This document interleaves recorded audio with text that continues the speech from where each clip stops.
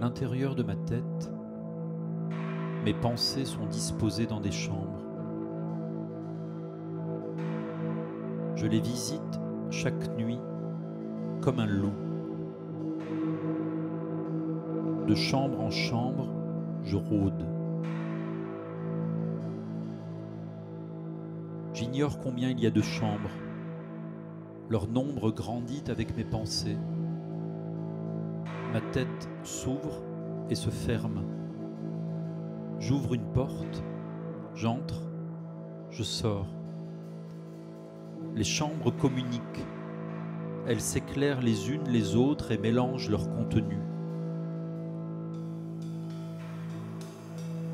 Disposer dans ma tête mes pensées selon des chambres. Je suis allongé dans ma chambre. J'interroge les chambres qui sont dans ma tête. Il arrive qu'une chambre ne s'ouvre pas. Les pensées qu'elle renferme se refusent. Elles n'ont plus de nom. Impossible de les appeler. Je passe en revue chaque chambre. Je ne connais pas leur nombre. Ils varient selon les nuits et sans doute y en a-t-il de plus en plus à mesure que j'y pense. Ce soir, il y en a 10. J'aime répéter leurs noms. Chambre, Nemo, chambre, Étrusque, chambre, Dédalus, chambre, Lézard, chambre, Rameau d'or, chambre, Sauter par la fenêtre, chambre, Vertigo, chambre, Godspeed, chambre, Anarchie, chambre, Existo. Lorsque j'entre dans une des chambres de ma tête, mon premier geste est d'allumer la lumière. Le nom de cette chambre s'éclaire avec mon geste. La cérémonie commence avec la récitation du nom des chambres. C'est ainsi que je parviens à penser. Les phrases s'écrivent à travers les flammes qui s'ouvrent à partir des chambres. Dans la chambre Nemo s'écrivent les noms de ceux qui meurent afin qu'ils ne meurent pas. Il y a la chambre Étrusque, où s'élabore comment devenir italien sans passer par Rome. Et la chambre Vertigo, où se rejouent des scènes de mon enfance. Ces deux chambres se prêtent mal à la description. Elles ont part à la noblesse, à des gestes héraldiques, aux rites qui m'aident à vivre. Dans la chambre Anarchie mijotent les détails d'une insurrection que je tiens en réserve. Un brasier déchire la ville, des voitures brûlent avec simplicité. Elles allument des signaux dans la nuit comme des bûchers de sacrifice. Je n'ai pas de mal à me représenter la chambre Lézard. C'est elle qui conserve mes projets de disparition. La chambre Rameau d'or regroupe mon intérêt pour le film Apocalypse Now, selon moi un film sacré. La chambre Godspeed suffoque dans sa propre saturation, elle est pleine de sonorités brutales, comme si l'histoire entière de mes hurlements y était contenue. La chambre Existo se déploie dans des coordonnées incertaines. Des blessures s'y agitent, mais elles semblent sereines, comme si vivre par accident était le secret même de l'aventure. La chambre Sauter par la fenêtre a un drôle de nom, mais c'est une chambre heureuse. Elle m'instruit quant à la possibilité d'aimer sans mesure. Elle me rappelle que dans ma vie seuls comptent les bordures, les frémissements, la sensualité, les détails.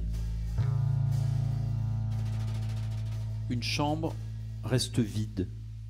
Je l'appelle chambre Dédalus parce qu'elle se situe à la croisée des autres chambres, au centre exact de ma tête. J'y reviens sans cesse. Je n'arrête pas de la traverser et en même temps elle m'échappe. À chaque fois que je me retrouve chambre Dédalus, j'entends cette phrase toujours la même. Dans un monde mort, ici, seule la parole est vivante. La nuit j'arpente ce labyrinthe. Je m'ouvre au murmure des feux qui viennent de toutes parts. Trouver le centre, s'y tenir, être traversé par toutes les chambres. J'ai regardé l'éclair le long du mur. Il se faufilait comme un lézard. J'étais seul depuis des semaines. Ma pensée se brisait en morceaux doucement, comme si elle cherchait à se débarrasser de moi, à changer d'esprit. La division des chambres obéit à la clarté de la jouissance. Impossible de savoir ce qui les sépare. Certaines sont mal fermées, leur contenu se déverse dans une autre chambre, le mélange obscurcit mes veines, il crée de nouvelles soifs. Dieu intervient tout le temps, par exemple sous la forme d'une femme, me dit une voix qui vient de la chambre Vertigo. Cette voix me fait rire. Je connais ce qu'on met à la place de Dieu. L'existence réelle des hommes dépend de la manière dont ils vivent la substitution.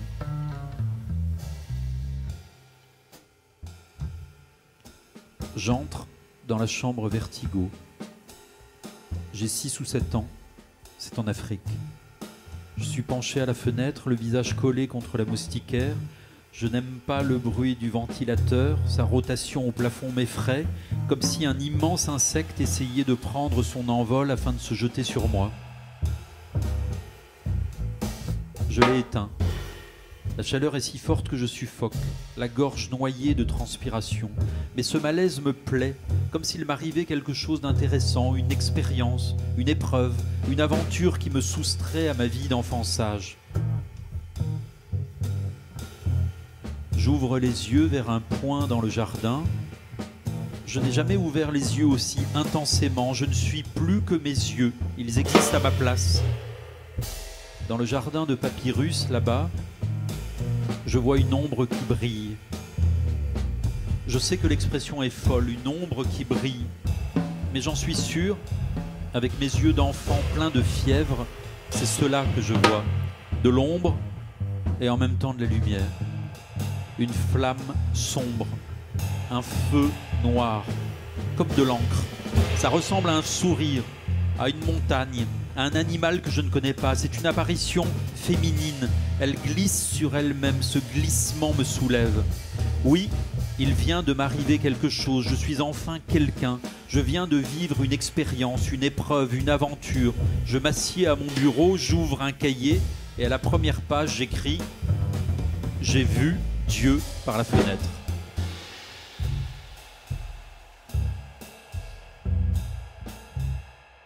Cette nuit, c'est sur cette phrase que je tombe en entrant dans la chambre Vertigo. J'entre et instantanément des phrases s'articulent à ma voix. Je les prononce. Je dis « J'ai vu Dieu par la fenêtre ». Puis d'autres phrases arrivent comme si je lisais mon cahier d'enfant. Les phrases disent « Il ne ressemble à rien. Il m'a juste fait signe, un doigt sur la bouche pour que je me taise. Et puis, je crois que Dieu est une femme. »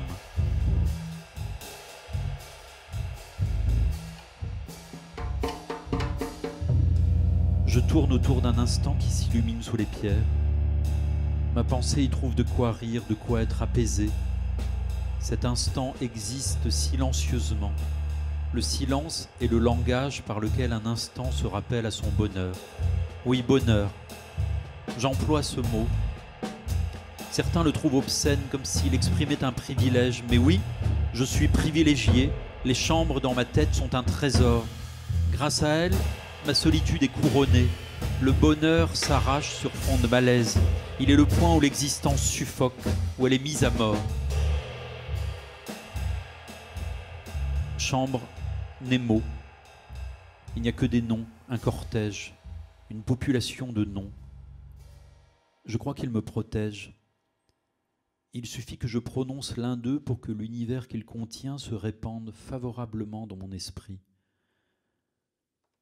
Je ferme les yeux. Je commence à réciter les noms.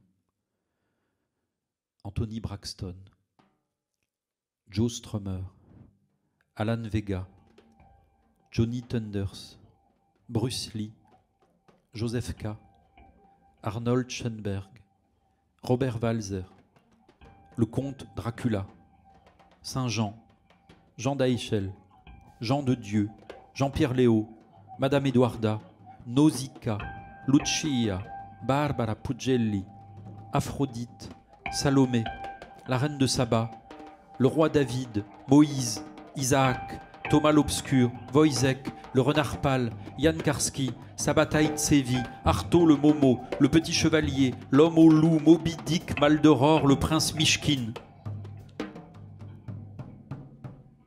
De nouveau chambre d'Édalus, de nouveau la phrase « Dans un monde mort, ici, seule la parole est vivante ».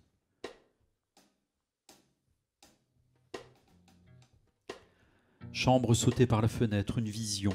Elle se déploie lentement à travers un murmure où se voile son éclat. C'est un souvenir. L'un de ceux qu'on dit obsédants. Une scène érotique. Une scène d'amour. C'est une fille. Le visage d'une très jeune fille. Elle est brune. Sa peau est si blanche qu'on distingue le bleu de ses veines. Ce bleu court sur sa poitrine comme un petit lézard. Elle est accroupie seins nus sur la moquette et fume une cigarette roulée avec la moue boudeuse d'un balthus. Elle me dit « Mon père est gendarme. S'il apprend pour nous deux, tu iras en prison. » Il ne faut pas que je dise un mot de son pubis, sinon je vais devenir fou. Je me concentre sur la scène, sur ce qui va arriver, sur le déploiement des couleurs, la blancheur de sa peau, le bleu de ses veines, blanc, bleu. La plus secrète clarté se produit là sous vos yeux. Elle traverse la chambre comme une étoile filante. C'est elle qui écarte les jambes de la jeune fille. La jeune fille m'a demandé ce qui comptait le plus au monde pour moi. Elle m'a dit de répondre spontanément, sans réfléchir. J'ai répondu 2 choses, Proust et ce qu'il y a entre tes jambes. Alors elle s'est emparée d'un des volumes de Proust dans la Pléiade qui traîne sur le tapis à côté du lit. La jeune fille ouvre Proust. Elle tourne les pages lentement. Elle semble chercher un passage. Elle me dit « J'ai trouvé, je vais te lire un extrait ». Elle se dirige vers la chaise et ôte sa culotte. Elle pose le livre ouvert à la page qu'elle a choisie, puis s'assied dessus, jambes grandes ouvertes, la chatte collée aux phrases de Proust.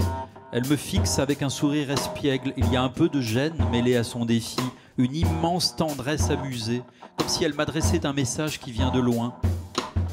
Voilà, c'est comme ça qu'on lit. J'entends mieux Proust maintenant. La jeune fille lit Proust et Proust lit la jeune fille.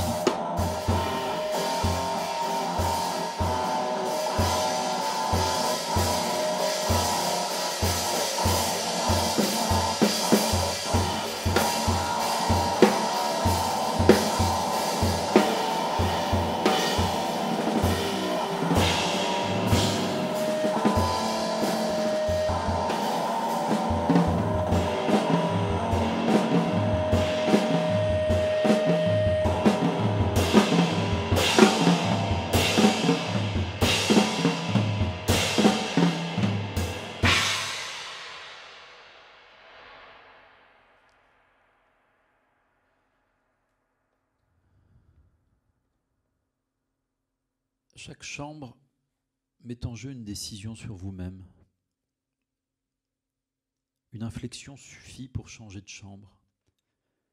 Vous pensez maintenant que vos raisons de vivre ne coïncident pas avec vos manières d'exister. Vous pensez que la place de l'impossible est celle où se fonde exactement ce qui vous consume, et aussi que ce qui vous consume vous libère. Une scène se précise, ses contours reculent, elle n'existera jamais tout à fait. Je récapitule. Chambre étrusque. Les brusques habits de la nuit blanche se retournent, ils cherchent un rite. Chambre Nemo. La volupté travaille les noms vides. Chambre étrusque. La réclamation tenace, insolente contenue dans le mot érotisme et ce qui relance inlassablement vos désirs. Chambre d'Édalus. Un apaisement que je redoute. Une fièvre, quelques sourires. La solitude bondit à travers les orages. Elle vous agrippe la nuque et déchire vos intentions. Chambre, vertigo. J'ai vu passer un animal mort. J'ai vu flotter des dents, un feuillage de flammes. Qu'est-ce qui s'est perdu en chemin? Qu'est-ce qui meurt devant nous?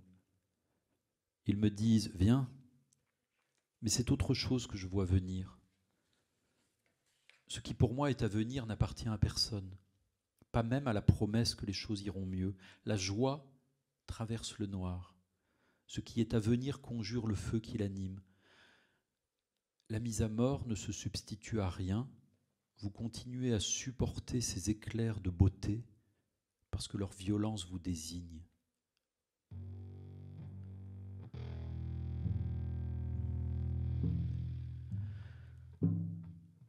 Je suis à présent dans la chambre rameau d'or, ou plutôt c'est elle qui est en moi. Le désir de l'existence a pour objet l'extase. Ce soir, je ne tombe pas dans un trou. J'appuie sur la touche du magnétophone à côté de mon lit. Aussitôt, la voix de Jim Morrison monte. « This is the end, my only friend, the end. » Alors je vois le crâne rasé du colonel Kurtz dans Apocalypse Now, le bruit des hélices d'hélicoptères. La respiration implique une distance. Le reste du temps, des voix seulement, et des chambres dont les angles vous observent. Les clartés sont dures. Les signes vous parcourent. Ils attendent que quelqu'un hurle dans les ténèbres. Dans la chambre rameau d'or, je n'exclus pas d'être mort et de renaître. J'éteins à nouveau la lumière. J'enclenche la touche du magnétophone. Alors je suis chez moi, de retour, et la voix du colonel Kurtz s'élève à présent dans ma chambre. Elle lance ses menaces sur le monde qui se croit civilisé. Visage du colonel Kurtz, son cri d'horreur là-bas sur les rives du Cambodge. Je regarde la cassette de la BO d'Apocalypse Now. Le boîtier reproduit l'affiche du film, une aube orange dans la jungle vietnamienne. Je passe inlassablement les 3 heures de dialogue et de musique sur le petit magnétophone qui est posé à mon chevet. Je me vois faire ça dans une chambre d'enfance. Chambre, rameau d'or. Solitude sacrée du capitaine Willard, en proie aux démons, au bord de l'égarement, évoluant dans un royaume de fièvre. Il doit tuer le colonel Kurtz. Chambre, rameau d'or, bruit des pales d'hélicoptères mêlé à celui du ventilateur de la chambre d'hôtel du capitaine Willard. À Saigon, je suis envoûté. Remonter le fleuve à la recherche du colonel Kurtz, explorer le cœur des ténèbres. À l'instant où Willard tue le capitaine Kurtz, chambre rameau d'or, la forêt secoue ses palmes, le ciel se déchire, orange, bleu, couleur de bave noire, le sang gicle dans ma gorge. Le capitaine Willard s'est barbouillé le visage de sang après avoir tué Kurtz. Il sort du temple avec le sang du dieu sur les mains.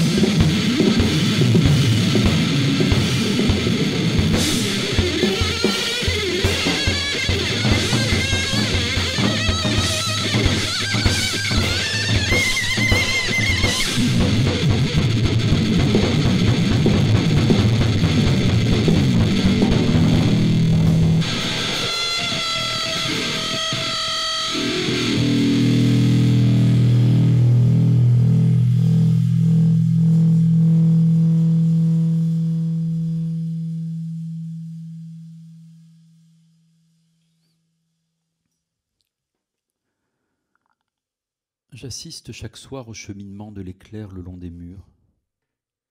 C'est le chemin du lézard. Lumière et nuit se combattent à l'intérieur des fissures. Les entrelacs m'appartiennent. J'y passe des heures. Je me coule dans l'intervalle. Voici l'instant que je redoutais, celui où les chambres se confondent, où plus rien ne vient distinguer leur contenu. La solitude se compose de points qui s'allument et s'éteignent. Les lueurs courent à travers la nuit comme des petites têtes d'allumettes. Je suis à Berlin maintenant. Dans quelle chambre, je ne sais pas. Le nom de la chambre reste absent, c'est l'hiver. J'entre dans une librairie d'occasion de la Bergmannstrasse. Le libraire porte des mitaines. Il a le visage buriné, une capuche sur la tête. Je lui demande un livre de Paul Celan. Le libraire parle français, il dit « Je crois bien que j'ai un truc de Celan ». Il me tend un recueil de poèmes et voici que je tombe sur une phrase. « Sieben Nächte höher wandert rot zu rot ».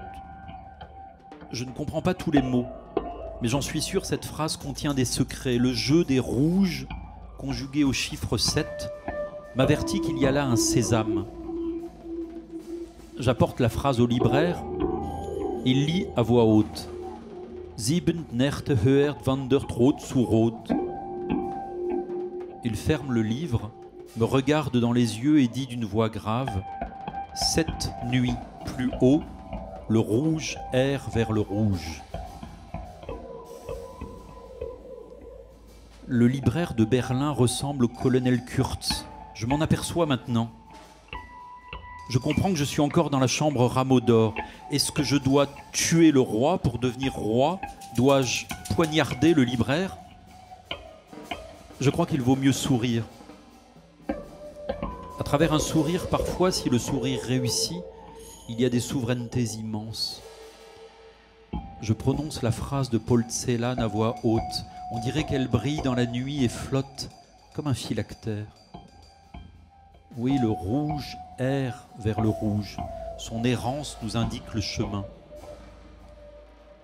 Car le rouge est la couleur de nos yeux lorsque nous passons d'une chambre à une autre. C'est eux, les yeux rouges, qui vous protègent. Cette nuit, je vois le feu. Les chambres, Existo et Godspeed chuchotent leur accalmie. Mon corps sera-t-il protégé un jour des massacres, de l'impact des guerres les plus lointaines? Existe-t-il un lieu où les cadavres n'existent plus? Les chambres à venir déploient leurs contradictions dans mes nerfs. Elles s'ouvrent, se ferment, et tant qu'elles n'ont pas décidé si elles existaient ou non, j'attends. J'erre dans les couloirs, dans les escaliers. Il m'arrive de me perdre. Être une personne, c'est connaître la dernière des solitudes. Entendez-vous cette phrase? Être une personne, c'est connaître la dernière des solitudes. Je raconterai une autre fois l'histoire de mes nuits blanches. Elles forment un pays d'effroi et de jouissance, un long désert de nuances. Les nuits blanches sont pour moi l'autre pays, celui qu'on n'habite pas vraiment, où l'on séjourne comme un étranger, où l'on est sans armes, livré aux mâchoires. Le monde est plein de mâchoires. Je répète, le monde est plein de mâchoires. Le monde est plein de mâchoires.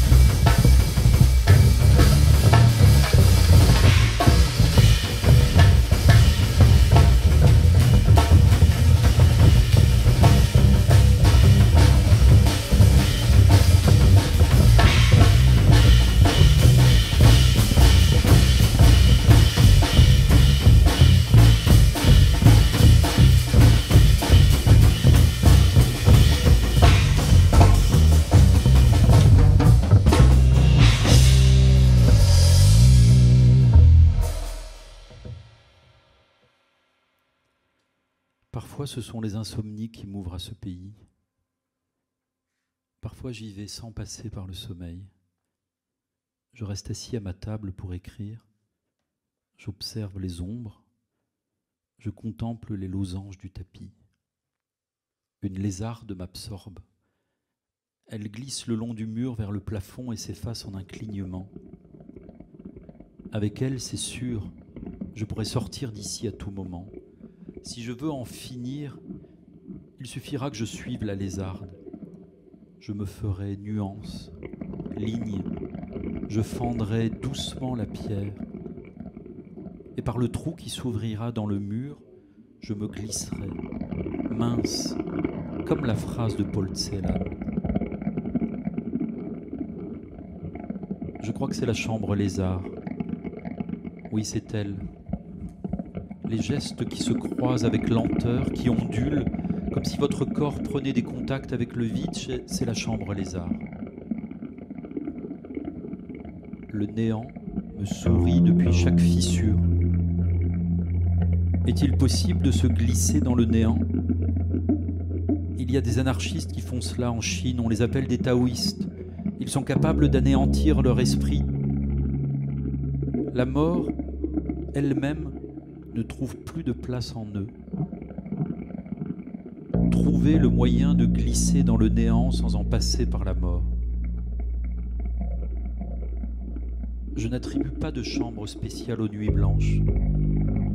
Elles les traversent toutes.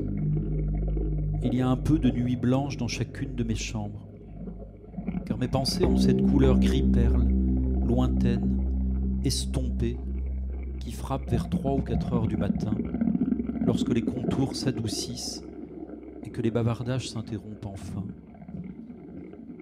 Les liens sont rompus, vous êtes seul, libre, au bord de la disparition. Parfois la nuit, je vois le feu. C'est la phrase d'Isaac lorsque son père Abraham l'amène sur la montagne pour le sacrifier. Isaac dit « Je vois le feu, je vois le bois, mais je ne vois pas le bouc.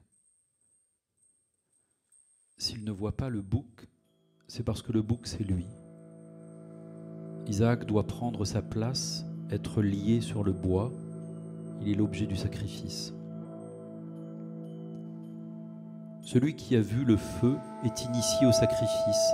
Il n'en meurt pas. Au dernier moment, on lui substitue un animal. Mais la violence dont il est l'objet à cet instant le consacre. Qu'est-ce qui brille sur la lame ? Un éclair s'illumine. Le mot feu résonne maintenant. Feu ! Feu sur moi ! Toute une vie se déroule en une seconde. Celle où le couteau passe au-dessus de votre tête. Où le Fils voit dans les yeux de son Père la mise à mort qui frappe chaque vie et se retourne en consécration. Dans le reflet de la lame sur votre nuque, si elle s'approche de vous, c'est l'existence du sacré que vous lirez. Alors c'est la mort, et ce n'est pas la mort. Vous entrez dans la musique, tous les instants sont devenus musique, et vous-même, vous n'êtes plus que musique.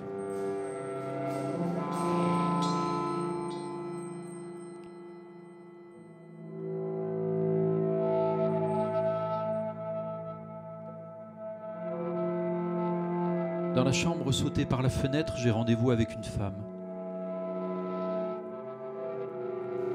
Je lui ai envoyé un vers d'une poétesse anglaise, l'art de me foudroyer moi-même de mélodie. Je cherche la chambre, j'avance les yeux fermés, guidé par la sonorité du vers, l'art de me foudroyer moi-même de mélodie. Des choses arrivent qui n'ont qu'une existence poétique. Ce sont les seules qui comptent, parce qu'elles sont tournées vers leur propre secret. Elles voguent lentement vers la justesse d'un baiser. Je trouve en traçant toute la journée autour de moi quelque chose dont la forme est incertaine. Boucle, spirale ou cercle. Les phrases forment un cercle qui ne se ferme pas. Ce sont des instants où les arbres respirent avec calme. C'est un matin très tôt, un matin de flammes ouvertes dans la neige. Ou alors c'est la nuit et le désir vous lance vers de brusques amours avec la simplicité qui vient d'une chambre vide. Et voici ce que je pressentais. Une scène ancienne, il y a du sang. L'ai-je vraiment vécue ? Elle arrive jusqu'ici depuis un lit de flammes, ses clartés sont dures. Est-ce que je suis dans la chambre, sauté par la fenêtre ? J'ai la sensation un peu dérisoire, emphatique, que c'est l'enfer qui m'offre cette scène ancienne, comme si les démons n'en voulaient pas et la rejetaient sur le rivage. Le mot « viol » déchire le silence, puis le mot « biche ». Je vois très bien la scène. C'est l'automne. Le feuillage des noisetiers autour de la maison est brun-jaune. Le soir, la lumière dans les arbres prend des teintes rouges et blondes. Les parents de la jeune fille lui ont laissé la maison. On a fait du feu dans la cheminée. On passe les soirées devant les flammes à boire du vin. Les lueurs crépitent. Elles tournent dans les boiseries du salon, lentes et douces, comme l'ivresse. La jeune fille s'endort très vite. Je lis des heures devant le feu de cheminée. Un matin, on entend des coups de fusil. Les chevaux du pré voisin sont nerveux, le ciel est plombé, gris sec. Les arbres aussi ont changé, ils frissonnent. On sort se promener à travers champs. Les détonations se multiplient. Soudain, une biche sort d'un bois, elle se dirige vers nous. On s'immobilise, émerveillé par l'apparition. Des chasseurs surgissent, ils traquent la biche, leurs fusils prêts à tirer. Il y en a même un qui nous vise. La biche traverse la route juste devant nous. On dirait qu'elle s'élance au ralenti. Le temps court dans cette lumière, un éclair, je vois le feu. Mon amie pousse un cri, elle s'évanouit.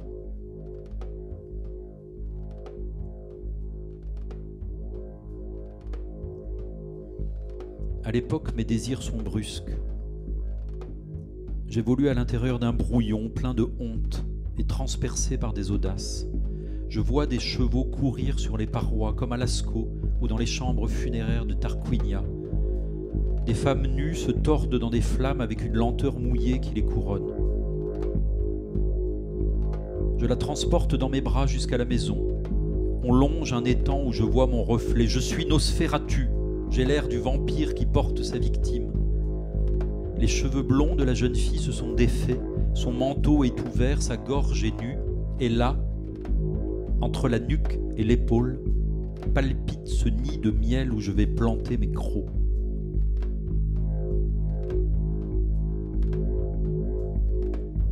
L'eau bouge dans la lumière. Je sens sur mes lèvres une fraîcheur, celle de la mousse qui grimpe le long des arbres. Un chant timide me soulève, tandis que j'avance avec la jeune fille dans mes bras. Il se développe sans bruit parmi les obscurités entre deux pierres. Je la dépose sur les coussins devant la cheminée. Les bûches crépitent, des lueurs dansent sur le tapis. Est-ce qu'elle est morte ? Je panique, j'ouvre son manteau, son corsage. J'essaye d'entendre son cœur, j'arrache tout. Je ne sais plus ce que je fais. Je lui masse le ventre, la poitrine, je relève sa jupe, je déchire son collant. Oui, je vois le feu. Je crois que depuis cet instant, je ne vois que ça, le feu, tout le temps, partout. Elle est couchée là, devant moi, jambes écartées, son corps est blond, un petit collier avec un médaillon en or brille autour de son cou. Une vierge, je crois, une vierge où chatoient les reflets de la cheminée. Les gestes brusques viennent de la solitude. Ils vous propulsent d'une chambre à une autre, et de plus en plus vite, comme si vous tentiez de semer la folie, de la distancer pour toujours. Les aventures de l'esprit sont les plus dangereuses. La terreur aussi bien que la béatitude et leur horizon. Dans le monde des chambres, vous êtes à chaque instant sous la menace. Votre corps est en proie, c'est la chasse. Vous êtes à la fois le Dieu qui nomme, le chasseur qui rôde, la flèche qui transperce et l'animal sacrifié. J'ai enlevé mes vêtements. Je suis penché sur la jeune fille. J'ai dans la bouche un goût de sang. Les flammes lèchent mon dos. La jeune fille respire. Ses yeux sont encore fermés. J'entends la phrase « revenir à elle ». Il faut qu'elle revienne à elle. J'approche ma bouche de ses lèvres comme dans les contes. Un baiser peut-être la réveillera. Je suis étendu sur elle, son ventre brûle. Elle pousse un cri, le même qu'au passage de la biche. Ses doigts se crispent sur mes bras. Une folie. Les chambres tournent sur elles-mêmes, comme on bat les cartes. Le nom des chambres a encore changé, on ne sait plus. J'entends quelqu'un dire « Les phrases sont la folie d'un Dieu mort ». Je recopie cette phrase en riant. C'est une phrase joyeuse, joyeuse de sa propre démence. Ça continue dans le noir, et puis je retrouve mes esprits.